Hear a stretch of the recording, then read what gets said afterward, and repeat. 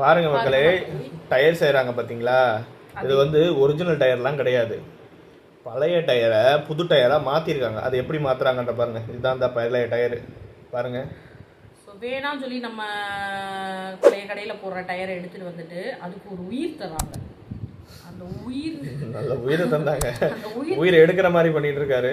அங்கே தான் அது நம்ம அதையும் புதுசு நினச்சி வாங்கி ஆயிரக்கணக்கில் டயர் வாங்கி பார்த்தீங்களா? அந்த மேலே உள்ள இதெல்லாம் க்ளீன் பண்ணிட்டு சுத்தமாக அப்படியே மிஷின் வச்சு க்ளீன் பண்ணுறாங்க. பார்த்தீங்களா? ஃப்ளாட்டாக க்ளீன் பண்ணிடுறாங்க ஃபஸ்ட்டு. அதான் ஃபஸ்ட்டு ப்ராசஸாக இருக்குது. இதில் ஹைலைட் என்னன்னா, இது பழைய டயர்ன்றதே தெரியாமல் பண்ணுறாங்க. அதாவது அந்த மாதிரி புதுசாக ஆக்கிடுறாங்க, தெரியாத அளவுக்கு புதுசாக பண்ணுறாங்க. அதுக்கப்புறம் பார்த்தீங்கன்னா க்ரீஸ் மாதிரி ஏதோ ஒன்று தடவுறாங்க நல்லா. நான் டயர்ஸுக்கெல்லாம் பட்டன் போடுவாங்கன்ற கேள்விப்பட்டிருக்கேன். ஆனால் இது இவங்க என்ன பண்ணுறாங்கன்னா, பட்டன் போடுற மாதிரி தெரியல. பட்டன்னு ஒன்று போடுவாங்கப்பா, அது ரொம்ப தேஞ்சிச்சு, பட்டன் போட்டுக்கலாம் அப்படின்னு ஒரு விஷயம் சொல்லுவாங்க. பட் இவங்க என்னன்னா புது டயர் மாதிரி செஞ்சு விற்கிறாங்க. இல்லை டயர் இப்படி தான் செய்வாங்களா? இப்படிலாம் செய்ய மாட்டாங்க, வாய்ப்பே கிடையாது. ஸோ அவங்களே கொஞ்சம் மெட்டீரியல்ஸ் வாங்கி வச்சிருக்காங்க. அடுத்தடுத்து என்னென்ன மேலே கோட்டிங் கொடுப்பாங்க. இந்த கோட்டிங்கை கொடுத்து அதுக்கப்புறம் அது மேலே உள்ள அந்த சைடாக வரி வரியாக இருக்குது பார்த்தியா, அந்த வரியெல்லாம் எடுப்பாங்க.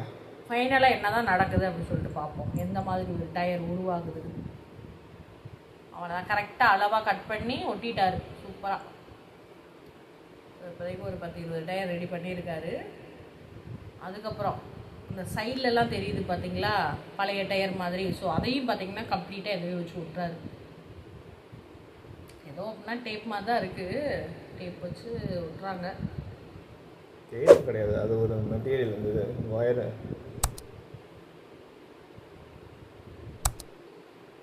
ஃபைனலாக அவ்வளோ பர்ஃபெக்டாக பண்ணுறாரு பார்த்தியா, இதே துளி.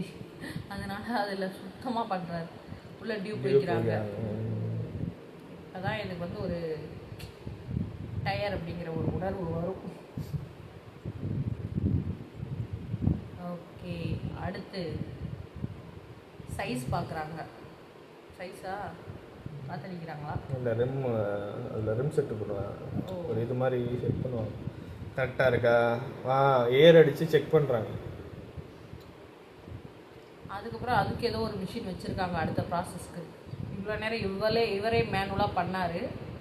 அதுக்கப்புறம் ஏதோ ஒரு மிஷின் மாதிரி ஏதோ ஒன்று வச்சு சைஸ் பார்க்குறாங்க, மோல்டு பண்ணுறாங்க. அதை வச்சு மேலே ஒட்டினார் இல்லையா, அது எல்லாமே டிக்ஷன் பிடிச்சிக்கிற அளவுக்கு ப்ரெஸ் பண்ணுறாங்க. ப்ரெஷர் கொடுத்து அதை நல்லா ஒட்ட வைக்கிறாப்பு. அவ்வளோதான், பாப்போம் எப்படி வருதுன்னு. பட்டன் விழுந்துருச்சு போலப்புல. இல்லை அந்த நான் கூட கைட்டை எடுப்பாங்கன்னு நினச்சேன். அந்த அச்சு அந்த இதில் அந்த வரி வரியாக இருக்குது பார்த்தியா, அந்த வரி வரியாக இருக்கிறத சில நேரங்களில் அப்படியே ஒரு இதை வச்சு எடுப்பாங்க. ஆனால் இவங்க அந்த மிஷினுக்குள்ளே போட்டு நல்லா ப்ரெஸ் பண்ணி அதுவாகவே உள்ளேருந்து எடுத்துருது. உள்ள மோல்டு வச்சுருக்குறாங்க. அது ப்ரெஸ் ஆகி புது டயர் மாதிரி வந்துச்சு. அவ்வளோதாங்க. பார்த்தீங்களா, நான் கூட என்னமோ நினச்சேன், வார்னிஷ் அடிச்சுட்டாரு. 10 நிமிஷத்துல புது டயர் ரெடி ஆயிடுச்சு. ஐயோ அப்பா, நல்லா பார்த்தா இதுக்கு எவ்வளவு செலவு பண்ணியிருப்பாரு எனக்கு தெரியல. எனக்கு தெரிஞ்சு ஒரு 500 ரூபாய் இந்த மாதிரி செலவாயிருக்குல்ல. 1000 ரூபாய் கூட வச்சுக்குவாங்க. அந்த டயர் முடிஞ்ச அளவுக்கு பார்த்து வாங்கணும். எல்லாம் சேஃப்டியே கிடையாது, இந்த டயர்லாம் சேஃப்டியே கிடையாது.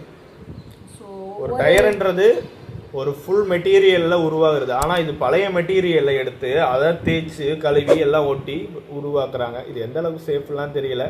ஸோ டயர் வாங்கும்போது பார்த்து வாங்குங்க. ஓகே, நெக்ஸ்ட் வீடியோவில் பார்க்கலாம். பாய்.